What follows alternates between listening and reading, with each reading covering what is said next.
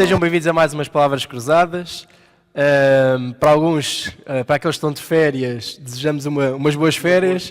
Para aqueles que não estão de férias, como é o nosso caso, é só aguardar. Aguardamos a todo momento a chegada do verão. Para irmos de férias. Porque com esta temperatura... É verdade. Mas pronto, ainda não vem. isto é como eu costumo dizer, mesmo estando a chover, se estiveres de férias não há problema. Esta semana vamos abordar aqui os primeiros líderes da Igreja. Acho que uma das palavras que vamos utilizar mais é em relação a Estevão, não é? Vamos falar sobre a vida de Estevão, a importância que ele teve, não só naquele tempo, mas depois o exemplo que deixou, a maneira como se espalhou a mensagem. E o marco que ele foi, não é? Digamos... Eu sempre cresci, é engraçado, em relação a Estevão, sempre cresci das primeiras coisas que eu me lembro de Estevão é aquela que foi o primeiro cristão o primeiro mártir. O mártir, exatamente. Primeiro a ser morto por causa de é engraçado. Cristo. Às vezes até esquecemos, não sabemos ou desconhecemos em parte da história de Estevão, mas este final trágico que ele teve, todos nós sabemos e recordamos quando nos vem à mente Estevão, vem logo esse triste episódio. Não é? Digamos que a lição desta semana aborda aqueles primeiros tempos ali da Igreja, Sim. Aquele início, depois do derramamento do Pentecostes e aquele momento de conversões em larga escala, digamos assim, em massa, em que havia muita gente que ouvia falar de Jesus, do seu sacrifício e que se convertia diariamente. E é interessante como é que Deus consegue ter uma estratégia tão bem delineada, não é? E consegue utilizar pessoas em determinados pontos que se calhar seria algo, como é que é de dizer, algo inesperado, não é? Há aqui uma parte da lição que diz que, começamos logo na de sábado, que Deus utilizou muitos crentes helenistas para cumprir a ordem de testemunhar a todo o mundo, não é? E nós aqui conseguimos perceber que havia uma diferença entre este tipo de povo. Isto, se fosse hoje em dia, era aquela, nós dizemos a Grécia, não é? Da parte da Grécia, é interessante ver aqui estas diferenças que eles tinham. Aqui até podes ir um bocadinho mais longe e pensar que às vezes nós achamos que são só as igrejas clássicas ou instituídas ou plenamente organizadas que têm um papel na proclamação do Evangelho. E que se calhar aqui podemos ver que Deus usou quem estava disponível. Independentemente de serem estes judeus, digamos, que viviam na Judeia, que eram, digamos, os judeus verdadeiros, originais, digamos assim. Originais, isso mesmo, e aqueles que viviam ou em Roma ou na Grécia, que, digamos, eram os judeus da diáspora que tinham imigrado e que de vez em quando voltavam e que podiam ser olhados pelos judeus originais como um bocadinho mais abaixo. Porque já tinham sofrido influência da cultura dos países de onde vinham e, portanto, tinham, se calhar, uma perspectiva diferente do que aquelas que eles tinham. Que eles partilhavam, não é? O que é aqui, e a lição começa logo de uma maneira interessante, que é, eu acho que muitas vezes nós ansiamos e desejávamos ter uma igreja como uma igreja destes tempos, não era? Que uma igreja cheia de poder, com conversões, e às vezes achamos que não havia problemas. Mas não. Mas começamos logo com um problema. As queixas que eles tinham, não era? É verdade. E repara como que os judeus eram ambos judeus, uns originários da Judeia e outros helénicos, e o simples facto de não serem da mesma região provocou um conflito. Exatamente. E havia um problema grave, podia ser um problema muito grave. Felizmente Deus guiou os discípulos e o povo a ter uma intervenção que minimizasse. E esse problema podia originar ali uma separação. Uma separação, exatamente. Podia haver aqui um problema grave, mas graças a Deus conseguiram fazer e surgiu aquilo, digamos, um grupo que hoje em dia nós ainda temos na igreja e que muitas vezes não sabe ou desconhece ou não aprecia a sua importância, que eu acho que é equivalente à importância que teve nesta altura, e estamos a falar dos diáconos e das diaconisas, não é? Portanto, havia um problema. Pegando na parte, já que estamos a falar dos diáconos, é interessante que a maneira como como foram escolhidos, não era ao caso, olha, hoje és tu, não. Eles tinham que ter determinadas características, não é? Quando há aquela separação, não sei se ias falar, quando eles decidiram, ora bem, então vocês vão escolher 7, não é? E têm que ter determinados requisitos. Que era uma boa reputação, cheios do Espírito e cheios de sabedoria. Não é? Aqui a boa reputação, digamos que era uma característica humana, não é? Portanto, as pessoas tinham que olhar para estes homens e ser alguém que não havia dúvidas da sua honestidade, da sua integridade, da sua comunhão com Deus. E fossem sinceros, não é? Cheios do Espírito. E de sabedoria. E é engraçado porque é que isto surgiu, não é? Eles tinham uma queixa que era das viúvas, que eram... Sim, que a comida não era distribuída de uma maneira uniforme. Tal e qual. Que eram privilegiados as viúvas e os necessitados judeus, originais, entre aspas, e que os helénicos recebiam menos ou nem recebiam. E, portanto, houve aqui um descontentamento, não é? E houve aqui um momento de tensão, não é? Mas, felizmente, que Deus estava a guiar e conseguiu a sua igreja, e os discípulos disseram, ok, não vamos ser nós a fazer isso, é interessante isto, a nossa parte é ensino da palavra... e ficar ali em oração, não era? E os diáconos iriam fazer a comunhão das mesas. Exatamente. Ou seja, eu achei piada aqui a parte da... Não era só distribuir alimentos para se alimentarem. Não. Havia aqui um cuidar uns dos outros que fazia com que isto fosse uma comunhão e não uma simples distribuição de alimentos. É engraçado aqui. Apontava para 2 elementos principais da vida da igreja primitiva. Era o ensino, que era a palavra, não é? E a comunhão, da parte das mesas, não é? Consistindo esta última da refeição comunitária, da ceia do Senhor e das orações. Muito bem. Portanto, é engraçado ver como é que fizeram aqui, como é que resolveram este problema de uma maneira fácil. E eu achei interessante aqui como é que, quando fazem esta separação e cada um sabia o seu papel e a importância que estes homens tinham. E se nós formos a ver, colocando isto para os dias de hoje, isto ainda é um trabalho que deveria ser feito e que infelizmente, tens muito trabalho para fazer, não é? Tens formas de fazer executar este trabalho. Podíamos, se calhar, esta parte eu olho para a igreja e vejo, pegando um bocado na Adra, vejo que na Dorcas, agora já mudou o nome também, a parte da roupa, e eu vejo um bocado por esse trabalho, né? Tu ires ajudar quem necessita mais, tentares ser o mais justo possível, mas não é como tu estavas a dizer, chegar, dar comida e vir embora. Há uma comunhão, não é? Há uma parte espiritual nessa missão, e aqui vem bem patente isto e vem dar aqui... Às vezes os diáconos acham que são menos importantes, não é? Só estão aqui para desempenhar determinadas coisas e não é isso. Na sua origem, e aquilo que se espera que seja replicado nos dias de hoje, todos os membros de igreja têm um papel importante, mas os diáconos têm definitivamente um papel muito importante. E assim foi resolvido este problema e avançámos. E foram escolhidos 7 homens, não é? E entre eles havia um homem que se distinguia de alguma maneira. Exatamente, não é? Que era Estevão. Tinha uma capacidade de... Eu acho que conseguimos ver que realmente Estevão era um homem bastante próximo de Deus, não é? A capacidade que ele tinha, a compreensão, tinha um conhecimento anormal, digamos assim. Não é? Era alguém que sabia do que estava a falar. Era interessante que estes homens não eram só descritos pelo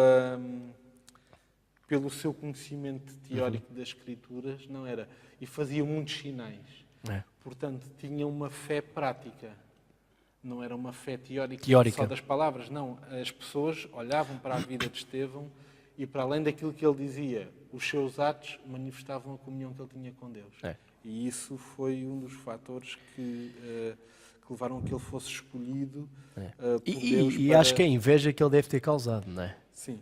Isso depois no Sinédrio, então a questão ainda foi mais grave, digamos, e mais porque violenta. Estevão aqui conseguiu ver mais do que aquilo que os outros judeus, né, na altura viam. Ele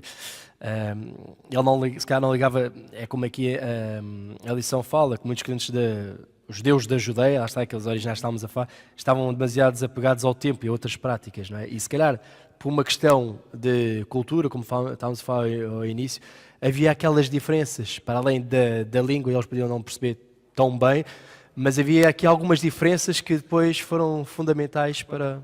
É verdade, porque tu repara, estes judeus da Judeia tinham o templo.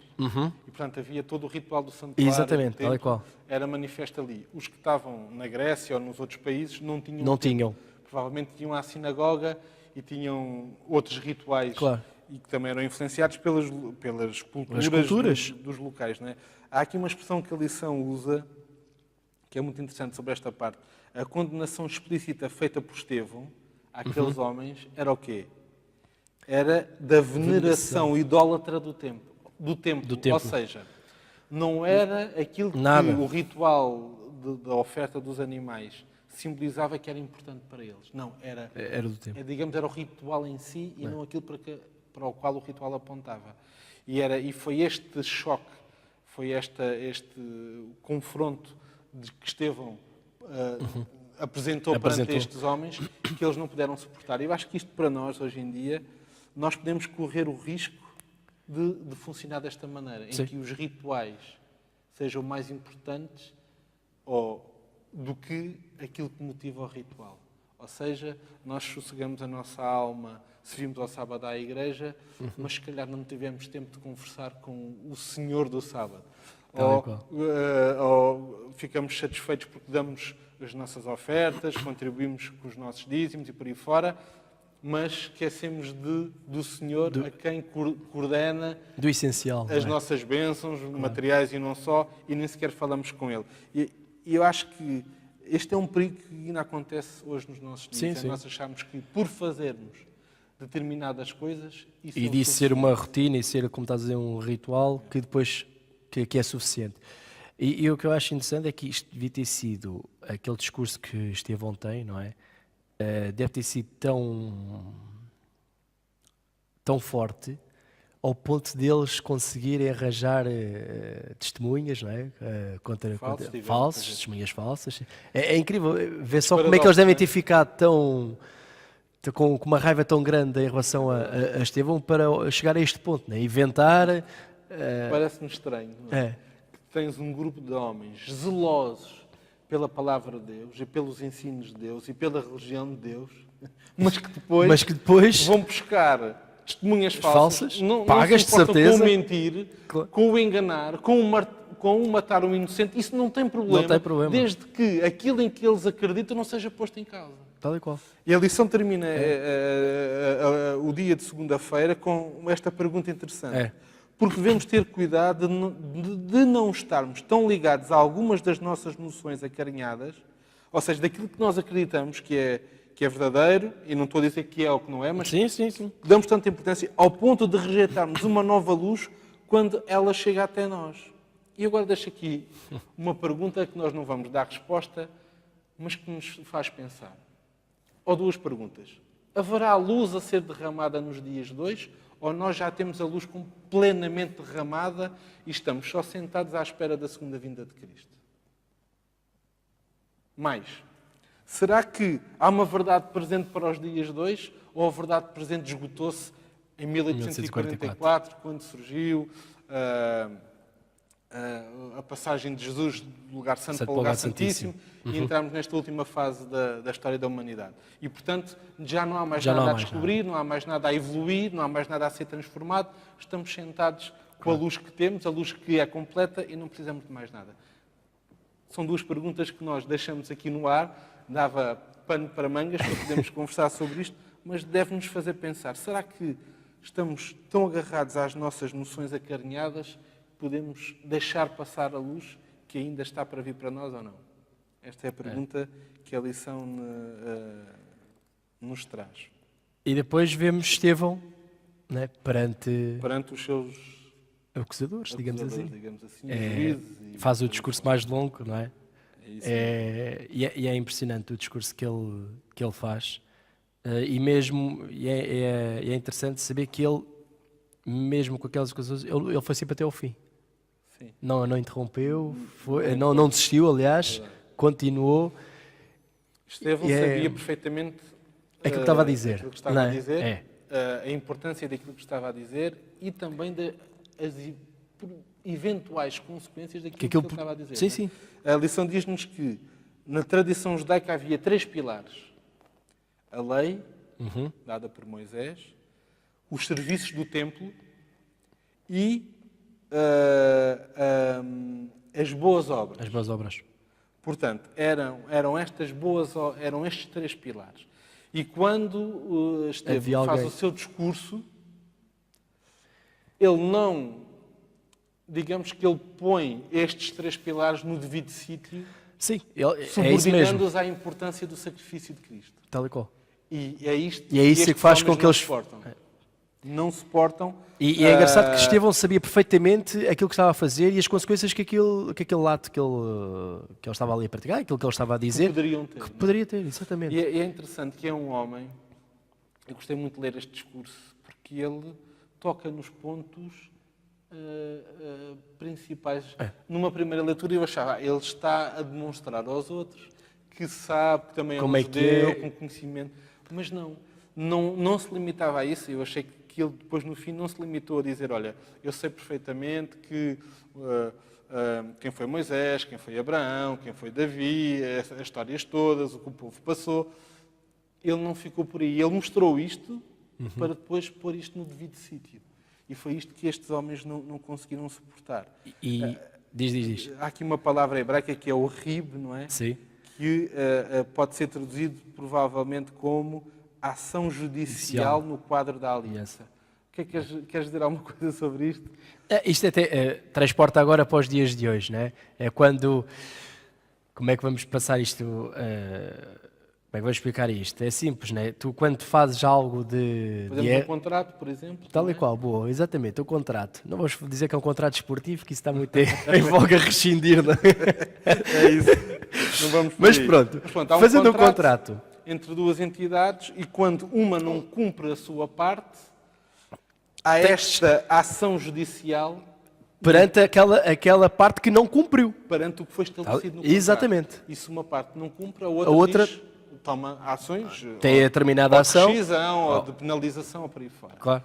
Tem a consequência desse não cumprimento do contrato. E muitas vezes, este era um papel dos profetas, não é? Ou seja, Deus fez um pacto com este povo e nós precisamos... Há aqui um pormenor que nós temos que pôr. O povo escolheu ter este tipo de relacionamento.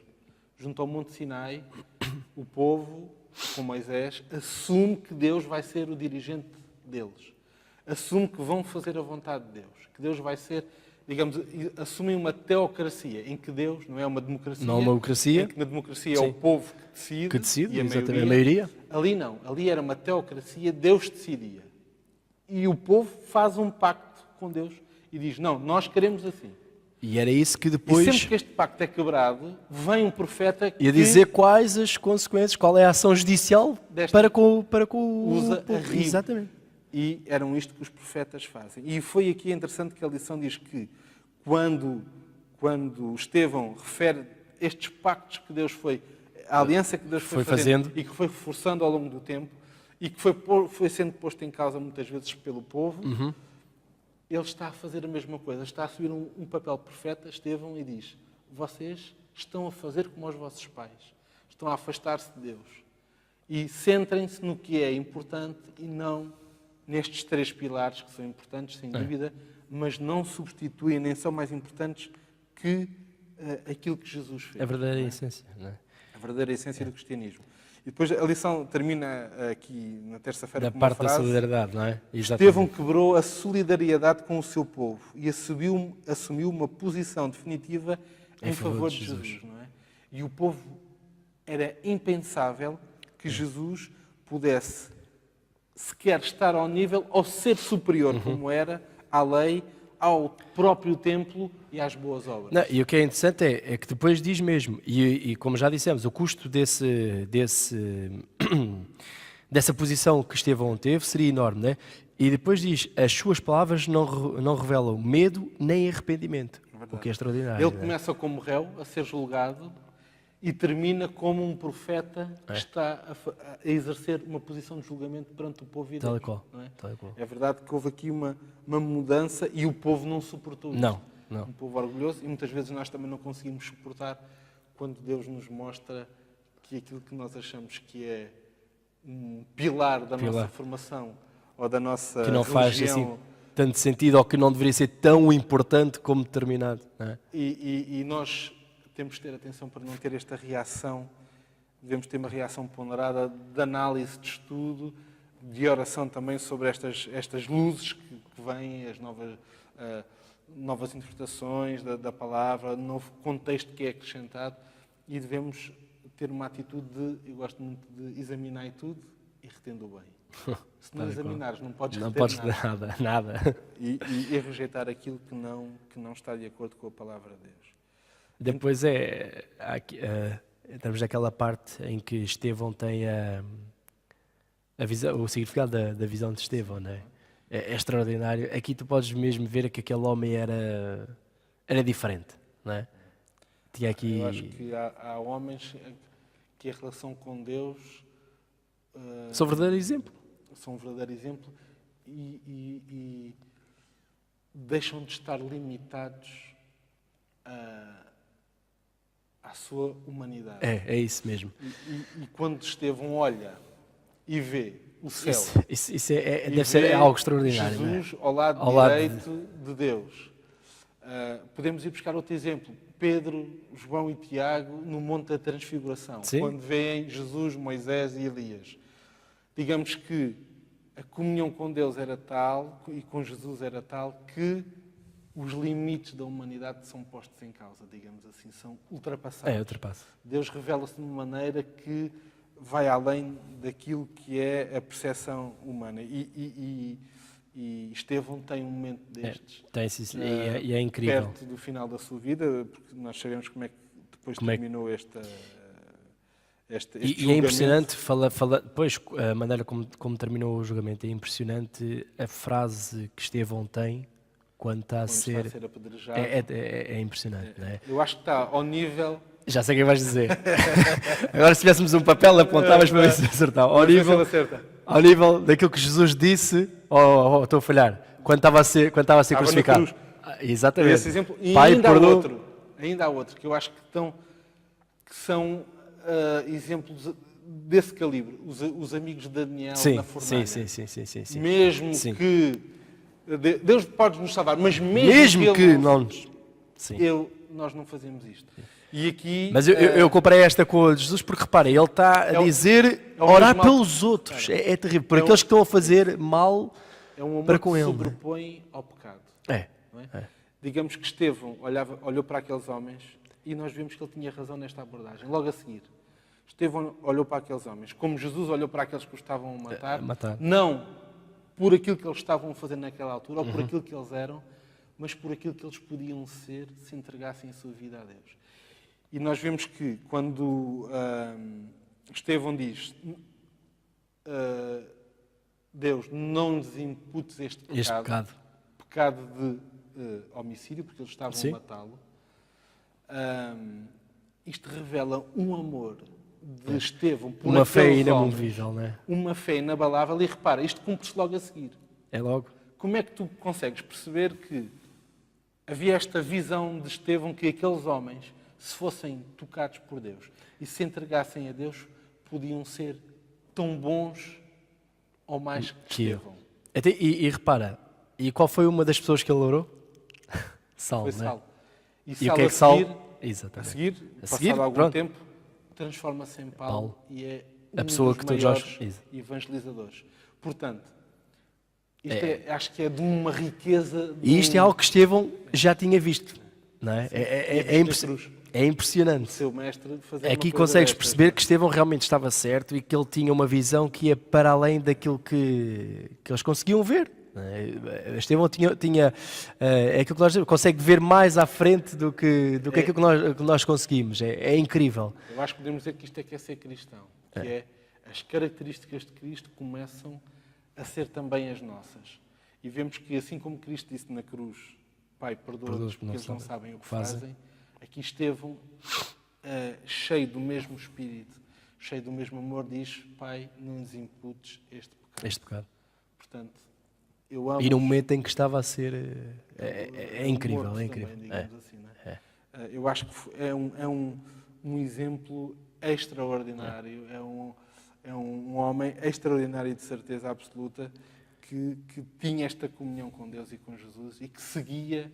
Digamos, ser cristão é isto. Se nós, no fundo, é isto. Conseguir que a nossa vida tenha traços semelhantes àqueles que Cristo e para além disso, que é fundamental, é fazer com que outros, né, consigam atingir as outras pessoas com aquilo que Deus quer. Né? E repara que Estevão vai conseguir fazer isso. Ele deixou um exemplo extraordinário e há aqui uma parte da lição que diz que as perseguições acabaram por ter um bom efeito. Isto, tirando do contexto, parece assim um contrassenso, né? Desde quando é que uma perseguição, fazer mal a quem pratica o bem, pode ter um bom efeito. Mas o que é certo é que, se nós vimos a história toda, isso aconteceu, não é? O que Saulo fez quando era Saulo e o que Paulo fez quando se tornou Paulo, não é? Aqui nós podíamos... E podes, se calhar, desculpa, e muito por influência de Estevão, não é? É incrível. Eu penso que quando Saulo se converteu, provavelmente era recordado isto. Sim. E não esqueçamos que Saulo não era um espectador que estava ali a ver. Não. Quando se diz que os homens que apedrejavam Estevão depositavam os seus casacos... Ele era o líder, não é? Era ele que estava a organizar Ele era o líder do grupo, digamos assim. E era motivado por quê? Pelo amor àqueles 3 pilares. Claro. À lei, ao templo e às boas obras. Às boas obras. E, portanto, estaria, na ótica de Saulo, nesta altura, a fazer aquilo que Deus queria que ele fizesse. Mas ele depois acaba por se perceber. Mas isto é de uma riqueza, podemos ficar aqui. Estevão consegue perceber isto tudo, não é? Como Cristo percebeu que aqueles que estavam a matá-lo também tinham capacidade, também eram filhos de Deus. Isto é um bocado, desculpa, Luizar, quem está a praticar esse ato. É reconhecer que realmente eu sei que estás a pecar, mas sei lá no fundo que é isso mesmo. Podes seguir outro caminho. Tu tens potencial para seguir outro caminho. Isto é uma lição importantíssima para nós. Agora, claro que é muito fácil, nós estamos aqui a falar, né? Já sabemos o que é que aconteceu, não é? Claro. Para Estevão e para a família de Estevão e para os amigos de Estevão, pois, naquela altura não foi pensamento assim, não é? Tal e qual. Outro aspecto importante que tu já falaste é esta questão das dificuldades, das perseguições, dos problemas. É interessante, eu já pensei muitas vezes nisto, é que nós oramos sempre para que Deus nos livre dos problemas. E dos males. Não é? A maior parte das nossas orações são dos perigos e dos males. Não seja assim, que não seja guia-me, e queremos que Deus nos dê conforto, no fundo. O que não é mau, atenção, é legítimo. É legítimo. Agora, Deus, eu olho sempre estas situações desta maneira. Não é Deus que provoca estas situações para que aconteça, não. O ser humano é livre, faz escolhas. Estes homens escolheram apedrejar Estevão. Não foi Deus que lhes disse: olha, mata Estevão, porque depois... Fora, nada disto. As pessoas são livres de escolher, mas Deus pega nas circunstâncias que o homem produz e usa-as para que o seu plano e a sua missão continuem. E foi aquilo que aconteceu. Aquilo que era uma aparente derrota, em que o povo foi espalhado, foi perseguido. Saulo prendeu mulheres, prendeu crianças, mandou matar com autorização do Sinédrio, mandou matar homens, prender mulheres, prender crianças, e o povo cristão teve que fugir. Mas esta era uma aparente derrota, mas depois fugiu. E tem o efeito contrário. Não é? Mas fugiu e foi espalhando a mensagem. E temos outro exemplo extraordinário. Vais falar de Filipe. Não é? É incrível. Bom, agora imagina o etíope. Aquele cenário todo, não é? Quando eles estão a caminhar e depois o Filipe ele mostra uma vontade enorme de aprender, não é? Quando ele diz como é que eu posso perceber se ninguém me ensina algo do género, não é? E quando Filipe começa a explicar e depois ele encontra aquela água ali e a vontade que ele tem de ser batizado, e depois do batismo o que acontece? Não é? E o outro... Ele é chamado por Deus para outra missão e aquele homem segue para o país dele e onde depois vai pregar, não é? o Evangelho, vai dar testemunho incrível. daquilo que aprendeu. É incrível como é que esta parte de Filipe Eu é acho que há extraordinária. aqui dois aspectos muito importantes. Um é que Deus odeia o preconceito. O tu olhares para uma pessoa E na sem Bíblia a tens conheceres, N de exemplos. Deus detesta isto, que é tu olhares para uma pessoa e vês a pele é desta ou daquela cor, acredita nisto ou acredita naquilo, está vestido desta ou daquela maneira, tem dinheiro ou não vai tem àquele dinheiro. sítio ou vai àquele outro, é rico ou é pobre, pobre. e daí fazeres uma ideia, um preconceito, digamos, Exatamente. tens uma ideia estabelecida sem base Nenhuma. fidedigna para a teres e ages de acordo com isso. Filipe podia ter dito, não, isto é um eunuco, Nem pensar. não é judeu, não é ninguém que interesse, vai lá para a terra dele. Não vou perder tempo com É ele. dinheiro, seria uma pessoa com dinheiro porque tinha criados que o levavam e tudo mais, provavelmente teria uma posição social elevada, não Elevada, sabemos. sim. E Filipe podia ter dito, não, este não está interessado em receber o Evangelho, de certeza. Claro. Próximo. Mas o que é que Filipe faz? Não há ninguém que não seja digno deste Evangelho. Não há ninguém que não mereça. E que não necessite deste Evangelho. Era isto que estes homens, quer fossem judeus convertidos, quer Eles fossem sabiam judeus que de era- nascença, Que isto era o melhor para aquelas pessoas, para qualquer pessoa que eles. era a missão deles. É isso mesmo. Independentemente- Eles sabiam qual era a missão. E eu vi depois esta história por outro lado, e o tempo já está a escassear. A parte de, muitas vezes, em relação à vontade que este homem tinha em ser batizado. E não foi preciso que há grandes cerimónias, Grandes estudos bíblicos, foi só ele perceber grande preparação. que houve alguém que morreu por ele. É isso mesmo. Jesus Cristo. Não foi preciso ali uma infraestrutura, claro que na altura não havia, mas uma infraestrutura assim, Claro. como deve ser. Não, foi. Tu crês, não crês? Sim, senhora. E houve, digamos que sentia-se ali a manifestação do Espírito de Deus. E certamente que Filipe sentiu que aquele homem se converteu naquele momento. Exatamente. E que era a altura certa para ele se batizar. E Isso às não vezes temos nós estamos dúvida. muito à espera disso, é de chegar o momento certo, né? Vamos adiante, deixas ou com o batismo, ou com assumir Ou um achamos cargo, que não, ainda ou temos que- ainda não somos Mas não, dignos, mas temos que esperar. Há uma Mas decisão não. a ser tomada independentemente de tudo o resto. E não Isto tem que ser é- uma coisa assim muito complexa, muito difícil, até porque Deus é um Deus simples, não é um Deus de. Não é um Deus de grandes, É. e de grandes complicações. Complicações. digamos assim, não é? É uma questão de amor e de relação, acima de tudo. E este homem converteu-se neste encontro com Filipe, entregou a sua vida a Deus, e é espetacular. Estevão e Filipe aqui, pelo seu amor, e eu acho que o cristianismo é isto. É isto. É tu conseguires refletir os traços de Cristo na tua vida. E aqui, em Estevão, em que ele ama quem lhe está a fazer mal porque vê para além dos atos, e Filipe que vê para além dos preconceitos, E consegue. são traços vincadíssimos, não Sim, temos sim, dúvida sim. nenhuma de Cristo, a Claro. vida dele reflete isto, e nós devemos desejar que a nossa vida reflita também.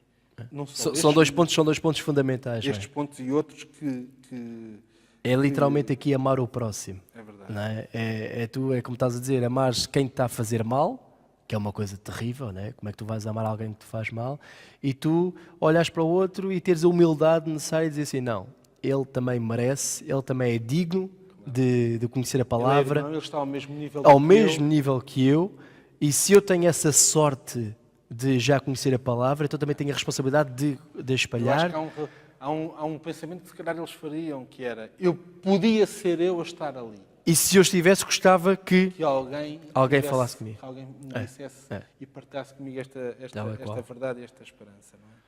temos que acabar. Estamos quase a acabar. Eu queria só fazer aqui uma última pergunta. Como podemos ter a certeza de que não estamos a ficar concentrados em proteger aquilo que já temos, em vez de fazermos aquilo que deveríamos realmente estar a fazer? Testemunhar ao mundo. Eu acho que muitas vezes, há um exemplo que eu dou, que muitas vezes nós, como adventistas, gostamos ou tendencialmente vivemos num ambiente de aquário. Ou seja, temos uma doutrina de verdade, de estudo da Bíblia, de remanescente, de a segunda vinda está próxima e pode ser nesta geração, lembro de ser pequenino e já E ouvi ouvis isto. isso. E, portanto, estamos à espera que Cristo venha E temos só medo. falta isto. E, portanto, vamos fechar-nos dentro de um aquário. E vamos aguardar, não vamos arriscar, e digamos não assim. vamos arriscar nada e, digamos que limitamos a nossa influência àqueles que ainda não conhecem Cristo, porque estamos fechados neste aquário, onde somos todos adventistas, onde vivemos todos Falamos da aqui mesma isso maneira, dentro do aquário. todos, Não é? acreditamos Claro. todos da mesma coisa, às vezes vestimos todos mais ou menos igual, Estamos na nossa zona de conforto, é mais fácil. e portanto é mais fácil. E esquecemos... E esse é um dos grandes riscos, realmente. Este é um grande risco, porque Jesus disse assim: a Deus, não peço que os tires do mundo, deixa-os ficar lá, mas livra-os do mal. Claro. Ou seja, é preciso nós estarmos na sociedade, nas comunidades e sermos uma bênção para aqueles que estão à nossa volta. Porque se eu estiver aqui a pregar para te converter, mas tu já estás convertido. Exatamente, é isso mesmo. Quer dizer, não vale a pena. Não vale a pena. É um desperdício de É um recursos. desperdício de recursos, é isso mesmo. Quando alguém que se abrimos aquela porta e vamos lá para fora, de certeza que a primeira pessoa que vai passar, se calhar precisa de uma palavra e precisa de conhecer Deus. tal e qual. E por vezes é isso que acontece connosco, não é? É necessário sentir medo. Estamos no nosso quarto, não é? Que não queremos sair dali, não queremos ir espalhar, não queremos... E às vezes nós dizemos, não queremos espalhar porque se calhar não tenho conhecimentos ou não consigo ir pregar. Quando o teu exemplo pode ser o suficiente para veres que realmente aquela pessoa é diferente. É verdade. Não é? E tem um caráter diferente.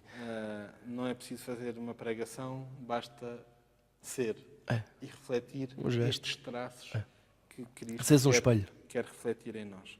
É muito interessante este ponto, e é um desafio ao mesmo tempo. Sim. Como é que podemos não perder a nossa identidade e não, digamos, pôr em causa aquilo que acreditamos e ao mesmo tempo estar na frente de combate tal e qual. Junto àqueles que muitas vezes não acreditam em nada que nós acreditamos, mas que, como Estevão olhava para aqueles homens e como Filipe olhava, são, como eu, dignos de receber. E de saber este amor que Jesus demonstrou na cruz. Portanto, dois grandes homens que estudamos esta Acho que podemos concluir realmente que nós possamos ter sempre presente este exemplo que Estevão foi e Filipe, mas pegando mais em Estevão, realmente foi bastante interessante estudar a história de Estevão e não relembrar só Estevão como alguém que um mártir que foi, mas sim tudo o que ele fez e o que via e principalmente a ligação que tinha com Deus, a certeza.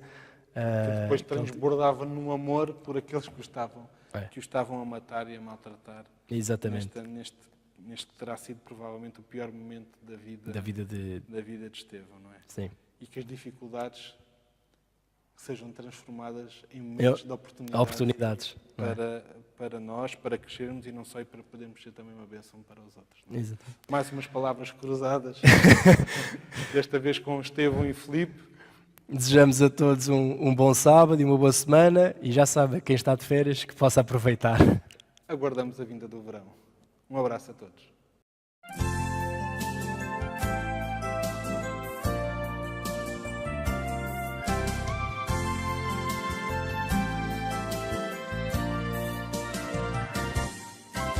Ouço multidões aqui e pessoas ao redor. Todos querem escutar a Jesus de Nazaré. Dizem que falando está ao mundo pecador. Todos querem escutar a Jesus de Nazaré.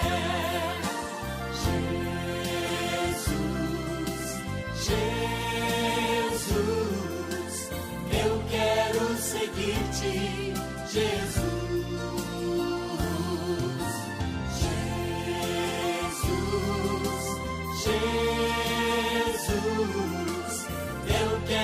Seguir-te, Jesus de Nazaré.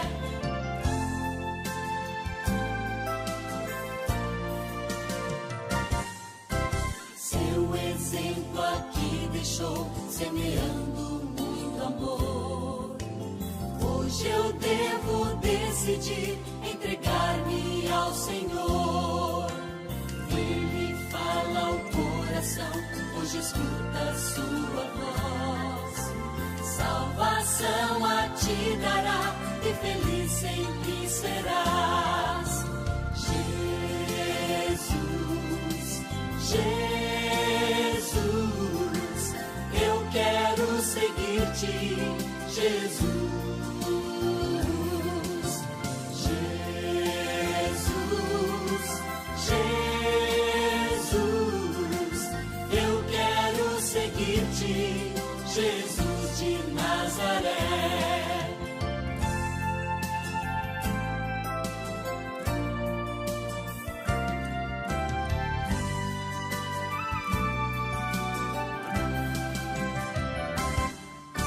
Sim, ele virá outra vez para levar-nos para o céu, onde não mais haverá nem tristeza, nem mais dor.